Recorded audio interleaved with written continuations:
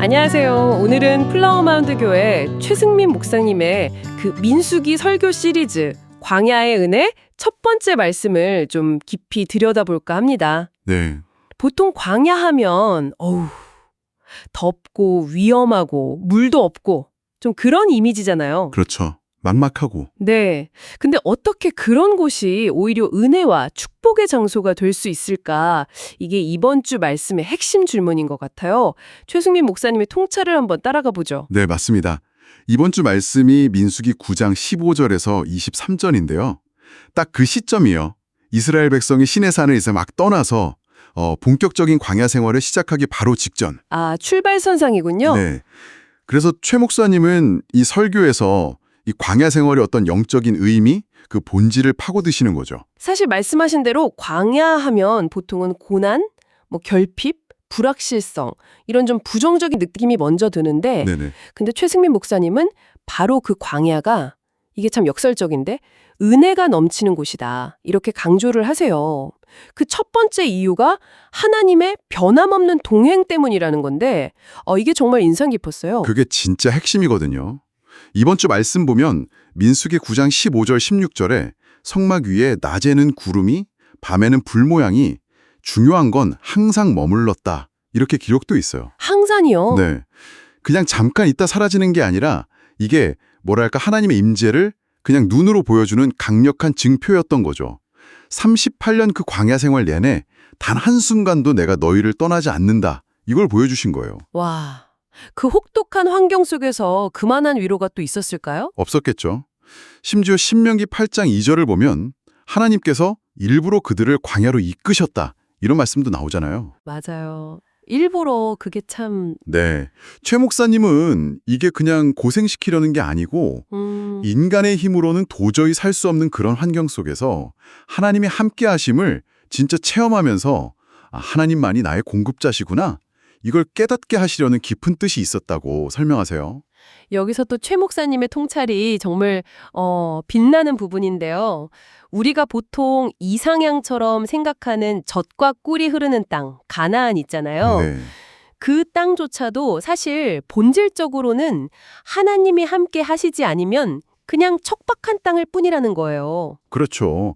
반대로 아무리 지금처럼 문명이 발달하고 모든 게 풍족해 보여도 하나님이 안 계시면 그 삶 자체가 영적인 광야다. 이런 말씀이시죠. 와. 그러니까 장소가 중요한 게 아니네요. 그렇죠. 하나님의 임재. 그게 있느냐 없느냐가 그곳을 은혜의 땅으로 만드느냐 마느냐를 결정한다는 정말 놀라운 관점이죠. 그 광야가 은혜로운 두 번째 이유. 최승민 목사님은 그 환경 자체가 우리를 오직 하나님만 바라보게 만들기 때문이라고 지적하세요. 네. 뭐랄까 인간적인 계획, 예측 이런 게 다 소용없어지는 곳.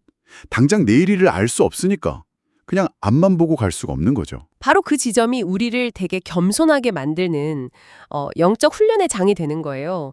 아까 인용했던 신명기 8장 2절에도 너를 낮추시며 이런 표현이 있잖아요. 네네.